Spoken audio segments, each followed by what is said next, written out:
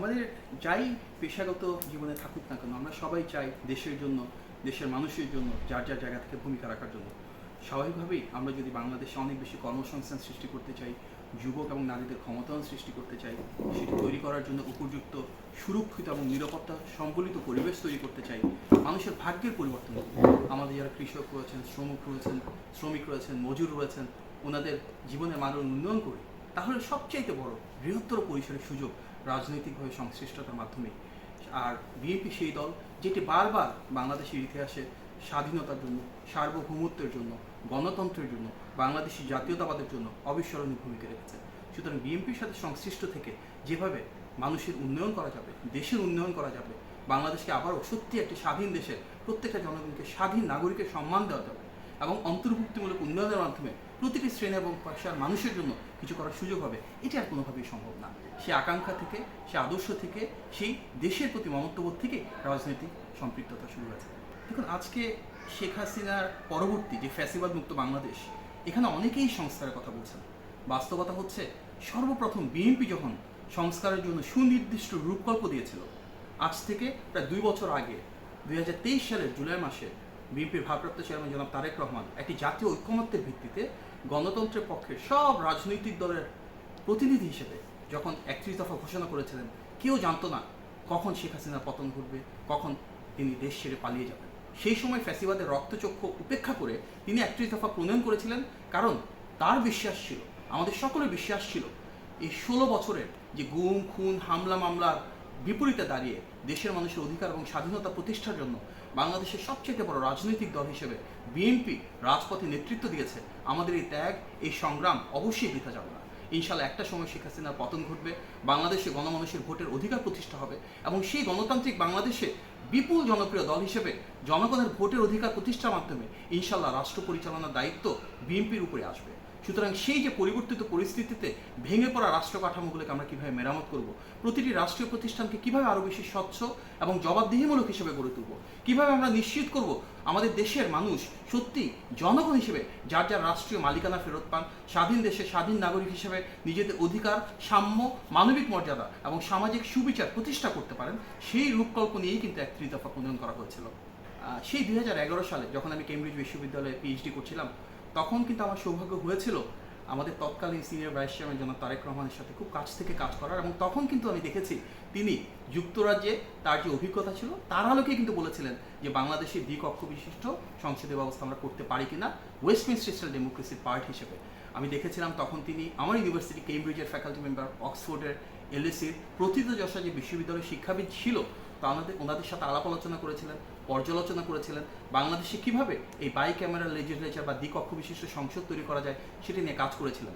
Westminster ডেমোক্রেসির party হিসেবে কিন্তু আমরা দেখি যে সেই যে রাজনৈতিক সংস্কৃতি, তার আলোকে পৃথিবীর কোথাও কিন্তু এক্ষেত্রে আনুপাতিক প্রতিনিধিত্ব করা হয় না।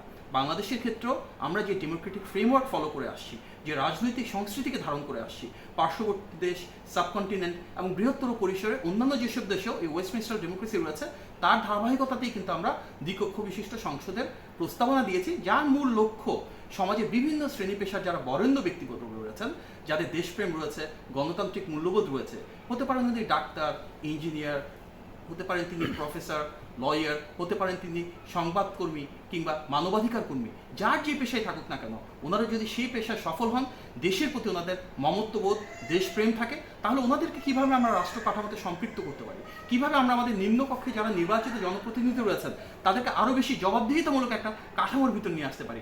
সেই চেকস অ্যান্ড ব্যালেন্স তৈরি করার জন্য তাদেরকে রাষ্ট্র পরিচালনার সুযোগ দেওয়ার পাশাপাশি আমাদের যারা নির্বাচিত জনপ্রতিনিধি তাদেরকে আরও বেশি অ্যাকাউন্টেবল, আরও বেশি ম্যাথোডিক্যাল এবং আরও বেশি সৃজনশীল করবার জন্যই এই দ্বিকক্ষ বিশিষ্ট সংসদীয় ব্যবস্থার প্রস্তাবনা বিএনপি করেছে। এবং এটিও একটা মজার তথ্য, আজকে 2025 সালে অনেকের কথা বললো, বর্তমান রাজনৈতিক প্রেক্ষাপটে সবার আগে কিন্তু নিয়মতান্ত্রিকভাবে বিএনপি সেই 2016 সালে আমাদের নেত্রী, দেশনেত্রী বেগম খালেদা জিয়া যখন ভিশন 2030 প্রণয়ন করেছিলেন তখন বলেছিল। সুতরাং আজকে দ্বিকক্ষ বিশিষ্ট সংসদ নিয়ে যা কিছু আলোচনা হোক না কেন, তার মূল ভিত্তি সেই 2011 সাল থেকে জনাব তারেক রহমানের করা সেই গবেষণালব্ধ প্রস্তাবনা, যেটি আনুষ্ঠানিকভাবে বিএনপি দেশনেত্রীর মাধ্যমে পেয়েছিল, জাতির সামনে উপস্থাপন করেছিল 2016 সালে। 31 দফায় রাষ্ট্রীয় ক্ষমতার ভারসাম্য প্রতিষ্ঠার কথা বলেছে বিএনপি, ঠিক কি বোঝাতে চেয়েছে? রাষ্ট্রীয় কাঠামোর ভারসাম্য বলতে এখানে প্রধানমন্ত্রীর সাথে রাষ্ট্রপতির ক্ষমতার ভারসাম্য বিষয় রয়েছে, প্রধানমন্ত্রীর সাথে মন্ত্রিসভার ক্ষমতার ভারসাম্যের বিষয় রয়েছে, প্রধানমন্ত্রীর সাথে আইনসভা বা পার্লামেন্টের ক্ষমতার ভারসাম্যের কথা রয়েছে।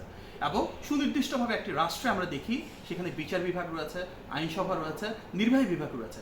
এই তিনটা অর্গানের ভেতরে কিন্তু একটা ব্যালেন্স অফ পাওয়ার থাকা উচিত, এবং সেটা কিভাবে করব, সেটা ডিটেল মেকানিজম কি হবে, তাই আমাদের 31 দফায় অনুমিত।